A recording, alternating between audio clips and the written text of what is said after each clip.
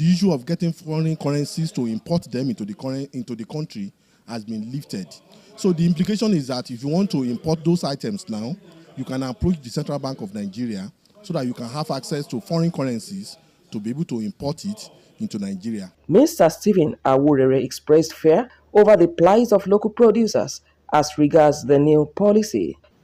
The issue of people still going to the black market, the parallel market, to source foreign exchange for these same products is bringing divergence between the two markets, the official market and the parallel market. And it's not also good for our economy.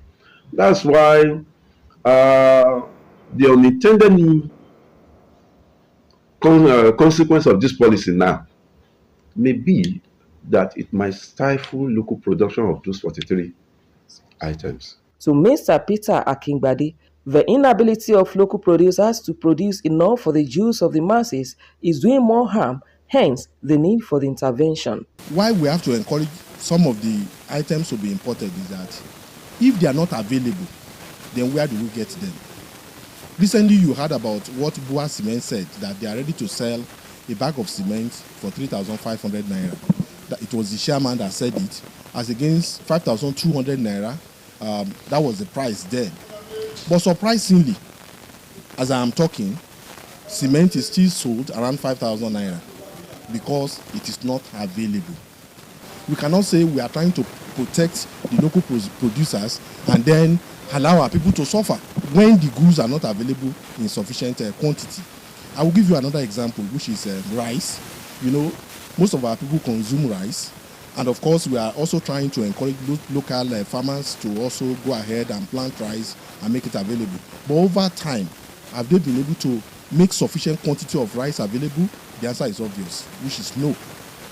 So what are we going to do to bridge the gap? We may have to import so as to bridge that gap. Because if that gap is not bridged, the implication is that the price of rice will continue to go up. Both are of the opinions that if the policy is strictly monitored, it would deter the emergence of unintended outcome. The CBN and the Federal Monetary Authorities must monitor this program, this policy stringently if we will not allow the unintended outcomes to crowd out all the good intentions that they have in mind. Government should make conscious efforts by encouraging more people to produce some of these items that may not require so much technicalities to be produced here in Nigeria, so as to reduce the amount of foreign currencies that we are going to commit to the importation of these items that can easily be produced in Nigeria. So, by and large, it can be said that this new policy will bring about price stability when these foreign currencies are made available, and at the same time curtail inflation and also encourage competition. The Apex Bank's decision to lift the forex restrictions on the 43 items is aimed at reducing foreign exchange demands for products that could be locally produced, improve employment generation, and conserve foreign reserves. Omoriola Humbiji, OSRC News. You're still watching Osrc News at 7. After the break, INEC firms up preparations ahead of season polls. This and more after the break. Take it from me, the mind-blowing way to do things is the Glow LTE advanced way. When you stream, it's like you're in the drama itself. When you make calls, you reach where others can't. Fluffy! Doing business is like running Wall Street from your street. And when you play, I did beat the guy. We'll see about that. It's like traveling the world without moving an inch. Is that Toby in your room? You can download in the blink of an eye in 4K. Go, go. And when you go for your dreams, it's like running with the strength of 3 nations behind you. Glow LTE Advanced, the power of 3 data networks in one. Get a Glow SIM or dial *301#. The Financial Services Regulation Coordinating Committee, FSRCC, in collaboration with the National Broadcasting Commission, NBC, wishes to draw the attention of the public to the worrisome increase in the activities of illegal financial operators, IFOs, which threaten public trust and the stability of the Nigerian financial system. The FSRCC and NBC hereby advises the general public to refrain from dealing with unlicensed financial operators who deceive individuals with unrealistically high investment returns. Make sure to verify the licensing status of such companies and schemes on this website. To report any suspicions of illicit financial activities, call 0700 225 5226, 0800 225 5226, or +234 817 665 6273. Let's work together to uphold the integrity of Nigeria's financial system. Announcer, FSRCC.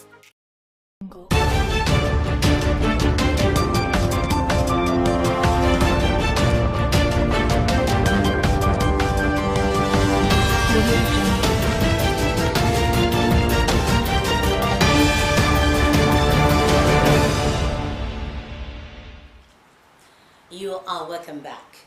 You can watch us live on our website www.osrc.ng or follow on Facebook at OSRC TV, and on YouTube you can subscribe to our channel OSRC TV Ondo. And now to health-related issues.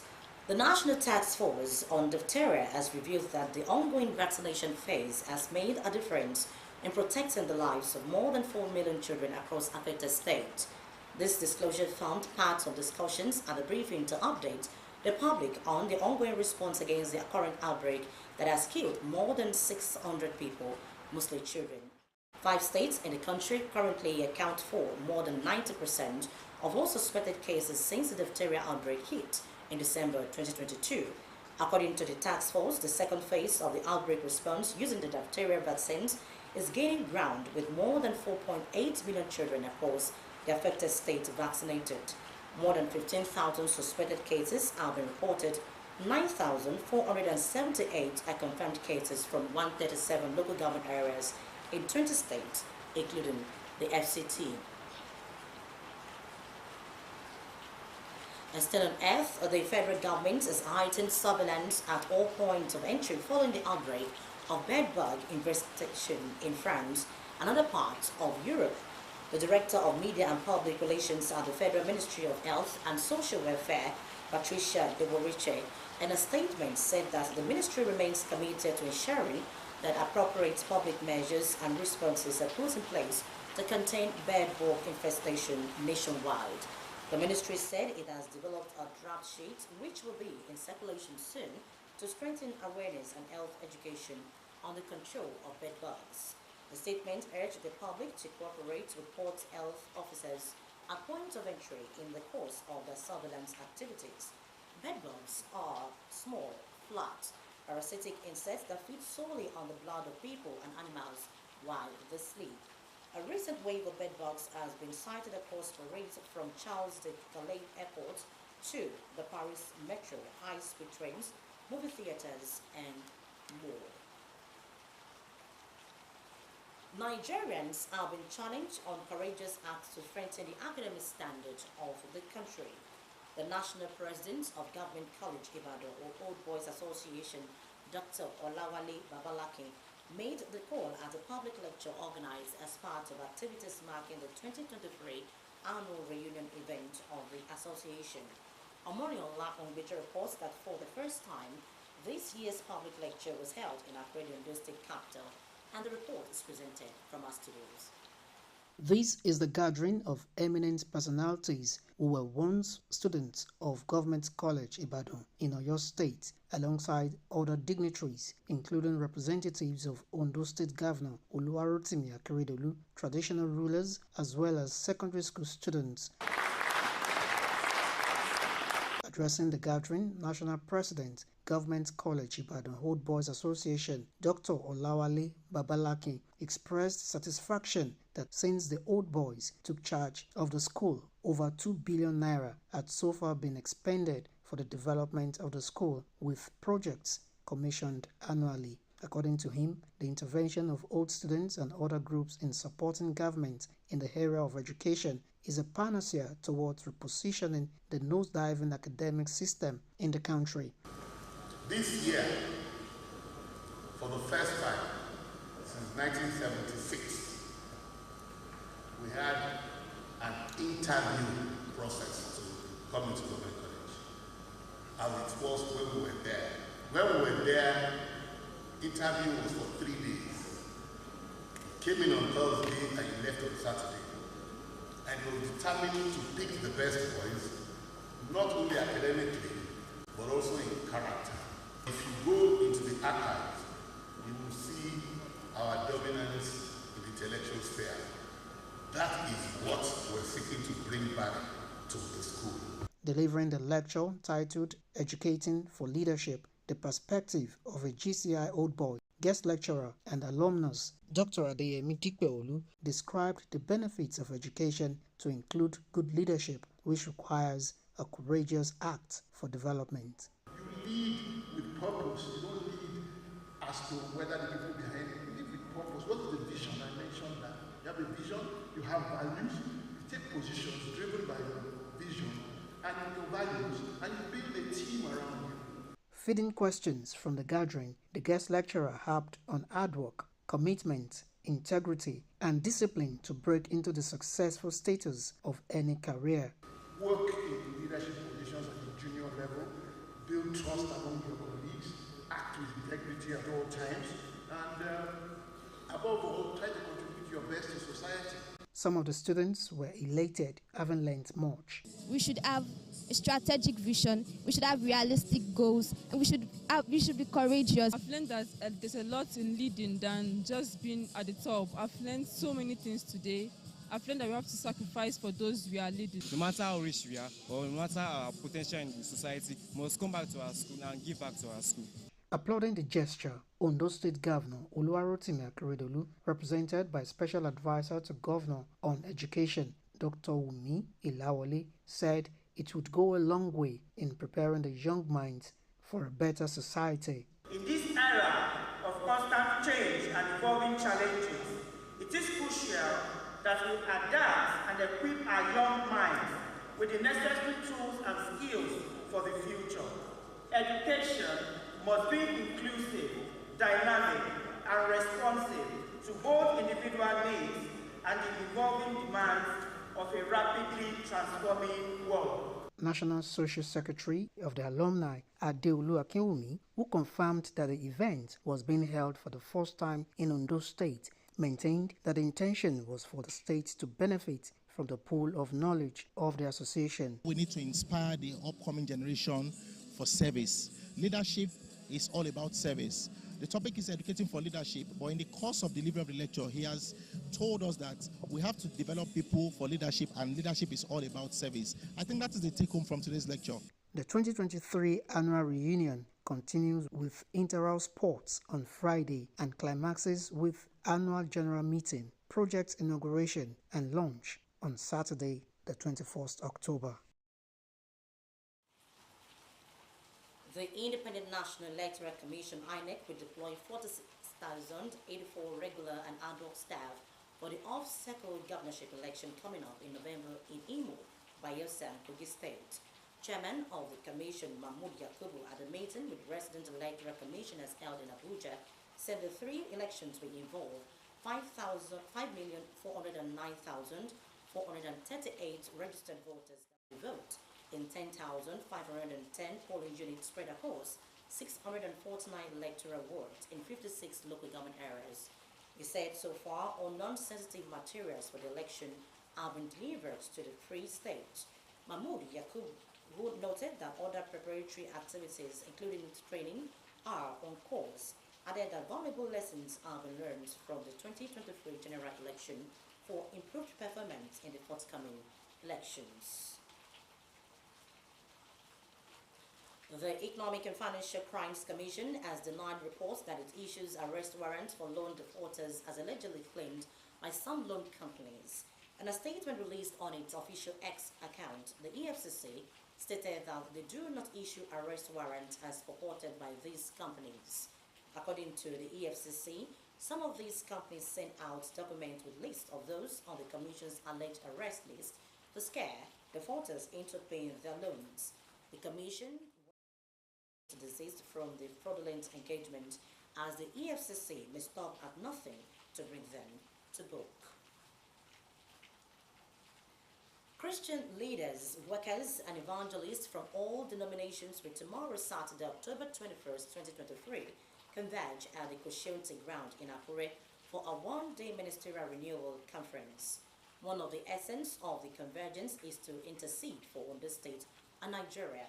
The program under the umbrella of the Christian Ministerial Renewal is themed Persevering in a Rewardable Ministry will commence at 8:30 in the morning.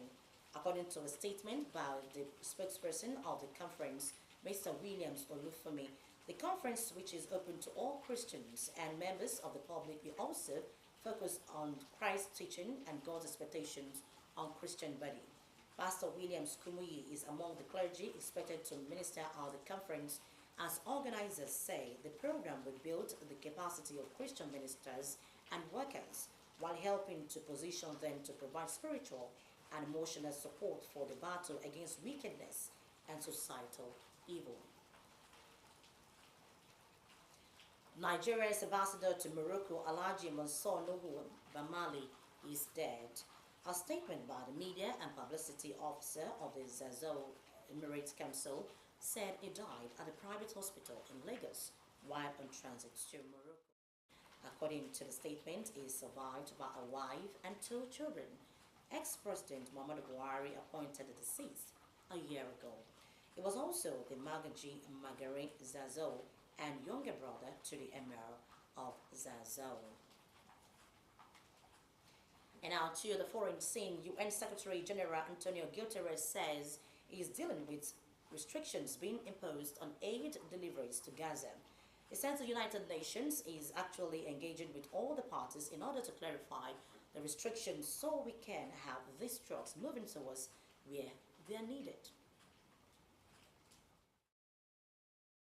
It is impossible to be here and not to feel a broken heart. We are witnessing a paradox. Behind these walls, we have 2 million people that is suffering enormously, that has no water, no food, no medicine, no fuel. On this side, we have seen so many trucks loaded with water, with fuel, with medicines, with food. These trucks are not just trucks. They are a lifeline. They are the difference between life and death for so many people in Gaza. And to see them stuck here makes me be very clear. What we need is to make them move to the other side of this wall, to make them move as quickly as possible and as many as possible. And with that reports from the foreign scene, we move to the major stories of the news as we end. And now we told you that the Ondo State government has reiterated its commitment to a vibrant agricultural sector to boost food sufficiency in the state. The chairman of the Ondo State Palliative and Strategy Implementation Committee and Commissioner for Finance, Wale Akintanwa, said this at a training held for over 300 livestock farmers on alternative feed sources in Akure, Ondo State capital. Different reactions have trailed the lifting of the forest ban on 43 items by the federal government. Experts in Ondo State have, however, tasked the federal government to ensure a strict regulation of imports. Ahead of off-season polls in November, the Independent National Electoral Commission says it is deploying no fewer than 46,084 regular ad hoc staff for the off-cycle governorship election coming up in November in Imo, Bayelsa, and Kogi State. And from the foreign scene, we told you that the United Nations Secretary General Antonio Guterres said the organization is already addressing restrictions on Gaza aid. And that's the news tonight. Thank you very much for your time. Good evening.